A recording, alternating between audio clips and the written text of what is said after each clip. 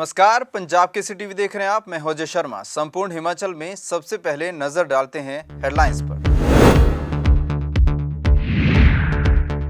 मुख्यमंत्री जयराम ठाकुर का रोहडू दौरा, इलाकावासियों को दी करोड़ों की सौगातें। कहा, हम काम करने में रखते हैं विश्वास, कांग्रेस करती है केवल घोषणाएं। मुख्यमंत्री ने फिर से प्रदेश में भाजपा सरकार बनने का भी किया दावा। सुखविंदर सिंह सुक्खू ने सरकार को दिया अल्टीमेटम। कहा, 90 दिन में पूरी हो पुलिस भर्ती पेपर लीक मामले की जांच, नहीं तो तेज किया जाएगा आंदोलन। हिमाचल विधानसभा उपाध्यक्ष हंसराज का वीडियो वायरल। कक्षा में बच्चों को डांटते हुए नजर आ रहे हैं विधानसभा उपाध्यक्ष, थप्पड़ भी मारा। चंबा की है घटना।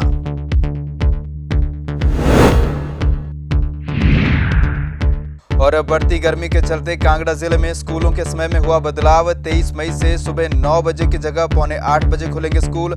आदेशों की अवहेलना करने वाले स्कूलों पर होगी कार्रवाई। मुख्यमंत्री जयराम ठाकुर ने आज अपने एक दिन के शिमला जिला के दौरे के दौरान रोहडू में इलाका वासियों को करोड़ों की विकास योजनाओं की सौगातें दी। मुख्यमंत्री जयराम ठाकुर ने रोहडू वासियों को 102 करोड़ रुपए की 29 विकासात्मक परियोजनाओं की सौगात दी। इस दौरान रोहडू के रामलीला मैदान में आयोजित जनसभा को संबोधित करते हुए सीएम ने कहा कि आज उन्होंने जिन विकासात्मक परियोजनाओं का उद्घाटन किया है, उनकी परिकल्पना वर्तमान सरकार के कार्यकाल में ही की गई थी और उन्हें निर्धारित समय में पूरा किया गया है। कांग्रेस पर निशाना साधते हुए सीएम ने कहा कि कांग्रेस पार्टी केवल कोरी घोषणाएं करती है, जबकि वर्तमान प्रदेश सरकार समर्पण भाव से कार्य करने में विश्वास रखती है। साथ ही सीएम ने दावा किया कि जिस तरह से उत्तर प्रदेश और उत्तराखंड में बीजेपी ने फिर से सरकार बना इतिहास रचा है, हिमाचल प्रदेश में भी बीजेपी इसी तरह से इतिहास रचेगी और फिर से सरकार बनाएगी। प्रदेश कांग्रेस चुनाव समिति के अध्यक्ष सुखविंदर सिंह सुक्खू आज मंडी में पहुंचे, जहां उन्होंने पुलिस भर्ती पेपर लीक मामले की निष्पक्षता से जांच को लेकर क्रमिक भूख हड़ताल पर बैठे युवा कांग्रेस कार्यकर्ताओं से मुलाकात की। इस मौके पर सुक्खू ने कहा कि हिमाचल प्रदेश में युवाओं के साथ गलत हुआ है। सुक्खू ने मामले की जांच 90 दिन के अंदर पूरा करने के साथ साथ मामले में संलिप्त भाजपा नेताओं के रिश्तेदारों से लेकर पुलिस विभाग के कर्मचारियों की भी निष्पक्षता से जांच करने की मांग उठाई। सुक्खू ने कहा कि अगर 90 दिन के अंदर इस मामले की जांच पूरी नहीं हुई तो कांग्रेस आंदोलन तेज करेगी। वहीं मुख्यमंत्री के 5 साल के बाद सरकार बदलने के बयान पर सुक्खू ने कहा कि हम बारी के लिए राजनीति नहीं करते, हम सेवा की राजनीति करते हैं। हम व्यवस्था परिवर्तन के लिए सत्ता में आना चाहते हैं। देखिए, सीबीआई का मामला दर्ज हुआ है। अगर सीबीआई का मामला दर्ज हुआ है तो सीबीआई का मामला दर्ज करना महज औपचारिकता नहीं होनी चाहिए। सीबीआई की जो पेपर लीक से संबंधित इंक्वायरी है, वो 90 दिन के भीतर ये सरकार वो जनता के अदालत में लाए, विधानसभा के पटल पर रखे, सब लोगों को बताए कि कौन लोग इसमें शामिल थे, तब सच्चाई सामने आएगी। महज चुनाव के वक्त 6 महीने रह गए हैं और सीबीआई की रिपोर्ट चुनाव के बाद आएगी तो ये अपने आप को ढकने का एक काली करतूत होगी। हिमाचल प्रदेश विधानसभा के उपाध्यक्ष हंसराज का एक वीडियो सोशल मीडिया पर जमकर वायरल हो रहा है। इस वीडियो में विधानसभा उपाध्यक्ष स्कूल में बच्चों के साथ जनसंवाद के दौरान बातचीत करते दिखाई दे रहे हैं और इसी दौरान एक बच्चे को इसलिए डांट देते हैं कि वो हंस रहा था। यही नहीं, विधानसभा उपाध्यक्ष ने बच्चे को थप्पड़ भी जड़ दिया, जिसका वीडियो अब सोशल मीडिया पर तेजी से वायरल हो रहा है। घटना बीते कल की है। क्यों हंस रहा है तुम?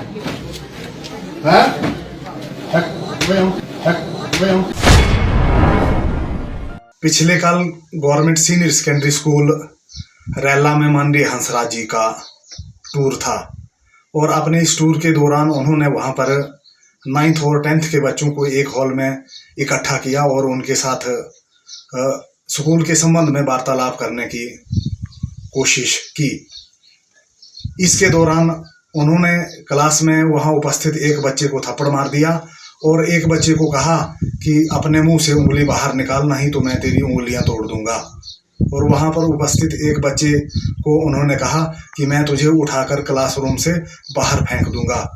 मैं माननीय हंसराज जी से ये पूछना चाहता हूं कि उन्हें किसने ये अथॉरिटी दे दी कि आप किसी स्कूल में जाकर वहां पर पढ़ रहे गरीब बच्चों को डराएं, धमकाएं, उनके साथ अभद्र भाषा का प्रयोग करें और उनके साथ मारपीट करें।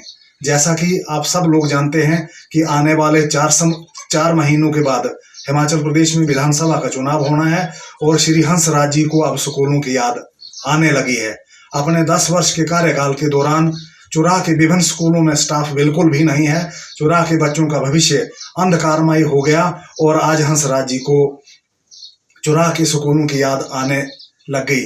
बेहतर होता कि अपने 10 वर्षों के कार्यकाल में वो चुरा की शिक्षा प्रणाली को सुदृढ़ करते, स्कूलों में स्टाफ की कमी को पूरा करते और यहाँ के बच्चों के भविष्य के साथ खिलवाड़ नहीं करते। तो पिछले कल जो ये कृत्य श्री हंसराज जी ने रैला स्कूल में जाकर किया है, ये बहुत ही निंदनीय है। इसकी जितनी निंदा की जाए वो बहुत कम है और मैं उस स्कूल के अभिभावकों से भी एक विनम्र प्रार्थना करना चाहता हूं कि जिस किसी के बच्चे के साथ श्री हंसराज जी ने मारपीट की है वो सामने आए और इसके खिलाफ हम लोग कानूनी कार्यवाही करने के लिए प्रशासन पर दबाव बनाएं। वहीं इस मामले में कांग्रेस विधायक विक्रमादित्य सिंह ने डिप्टी स्पीकर को अपना इलाज करवाने की नसीहत दी है। साथ ही उन्होंने मुख्यमंत्री से मामले का संज्ञान ले कार्रवाई करने की मांग की है। शिमला में मीडिया से बातचीत के दौरान विक्रमादित्य सिंह ने कहा कि डिप्टी स्पीकर बेतुकी बयानबाजी समय समय पर पहले भी करते रहे हैं। उन्होंने पूर्व मुख्यमंत्री वीरभद्र सिंह पर भी टिप्पणी की थी और उसके बाद अफसरों को भी मंच से हटाने का काम किया था और अभद्र भाषा का वे प्रयोग करते रहे हैं। विक्रमादित्य ने कहा कि छात्रों के साथ जो उनका व्यवहार था वह दुर्भाग्यपूर्ण था। मुख्यमंत्री को इस पर संज्ञान लेना चाहिए और कार्रवाई करनी चाहिए। देखिए, ये कोई नई बात नहीं है। वो जो विधानसभा के उपाध्यक्ष है, मुझे लगता है कि उनको किसी अस्पताल में जाकर जो है मेंटल हॉस्पिटल में जाकर जो है अपना इलाज करने की आवश्यकता है। अंट शंट बयानबाजी करते हैं समय समय पर। कभी स्वर्गीय वीरभद्र सिंह जी के बारे में टिप्पणियां करेंगे, कभी जो है वो मंच के ऊपर से जो है अफसरों को लताड़ेंगे, कभी जो है वो अभद्र भाषा का प्रयोग करेंगे, कभी अश्लील टेक्स्ट मैसेजेस भेजेंगे। और अभी एक नया जो है उनका एक और चित्र लोगों के सामने आया है। ये कोई नई बात नहीं है। समय समय पर इस तरीके की घटनाएं वो रोज लोगों के सामने कर रहे हैं। It is for the people to decide कि उनको किस तरीके का नेतृत्व इलाके में चाहिए, उस इलाके में चाहिए। और जो ये हालात अभी जो रिसेंट इंसिडेंट हमारे जहन में लाया गया है, बहुत अनफॉर्चुनेट है और मुख्यमंत्री जी को इसके ऊपर जो है कार्रवाई निश्चित तौर से करनी चाहिए। ये हिमाचल प्रदेश के और स्टूडेंट्स इंटरेस्ट में जो है वो बिल्कुल भी नहीं है। धर्मशाला से मैक्लोडगंज जा रही एक प्राइवेट बस उस वक्त हादसे का शिकार हो गई जब यह बस टिहरा लाइन के तीखे मोड़ों से गुजर रही थी। बस पलटकर करीब 20 फुट नीचे जाकर गिरी। इस हादसे में 7 लोग घायल हो गए जिन्हें उपचार के लिए धर्मशाला के जोनल अस्पताल में ले जाया गया। बस में करीब 20 लोग सवार थे। वहीं पुलिस हादसे के कारणों का पता लगाने में जुटी है। जिला कांगड़ा में स्कूलों के खुलने और बंद होने के समय में बदलाव किया गया है। लगातार बढ़ रही गर्मी के प्रकोप के मद्देनजर अब जिलाधीश कांगड़ा ने अपनी शक्तियों का प्रयोग करते हुए स्कूलों की टाइमिंग में बड़ा फेरबदल किया है। कांगड़ा में अब स्कूल सुबह 9 बजे की बजाय 7:45 बजे खुलेंगे और 3 बजे बंद होने की बजाय 1 बजे बंद होंगे ताकि दोपहर 1 बजे के बाद पड़ने वाली तेज गर्मी से बच्चों को बचाया जा सके। डीसी के आदेशों के बाद अब जिले के तमाम निजी और सरकारी स्कूल 23 मई से नए समय पर खुलेंगे और बंद होंगे। वहीं इस आदेश की अवहेलना करने वालों के खिलाफ डिजास्टर मैनेजमेंट एक्ट के तहत कार्रवाई की जाएगी। देखिए, पिछले कुछ दिनों से ये देखने में आ रहा है कि जो डिस्ट्रिक्ट कांगड़ा में पर्टिकुलरली हमारे लोअर बेल्ट है जिसमें नूरपुर, फतेहपुर, ज्वाली, देहरा ये सब डिविजन्स हैं। और बाकी जगह पे भी इवन इन कांगड़ा जो टेम्परेचर है वो काफ़ी ज़्यादा जो इंक्रीज़ हो रहा है, और पर्टिकुलरली जो आफ्टरनून के अंदर 2 से 3 बजे के आसपास टेम्परेचर काफ़ी ज़्यादा हो जाता है। तो जो हीट रिलेटेड इलनेसेस हैं बच्चों में, उनकी इंसिडेंट्स को कम करने के लिए ये डिसीजन लिया गया है। और जो रिवाइज टाइमिंग्स है डिस्ट्रिक्ट कांगड़ा के अंदर, ये 7:45 बजे से लेके 1 बजे तक ये लागू किए जाएंगे। और ये जो ऑर्डर है ये 23 मई से ये लागू माना जाएगा, और डिज़ास्टर मैनेजमेंट एक्ट के तहत ये ऑर्डर किया गया है, और सभी गवर्नमेंट और प्राइवेट स्कूल्स के ऊपर ये ऑर्डर लागू होगा।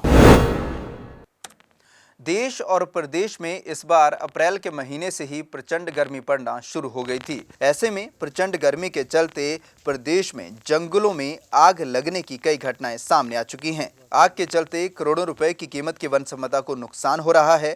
जिला बिलासपुर में ही बीते 1.5 माह में करीब 3 करोड़ की वन संपदा जलकर राख हो चुकी है।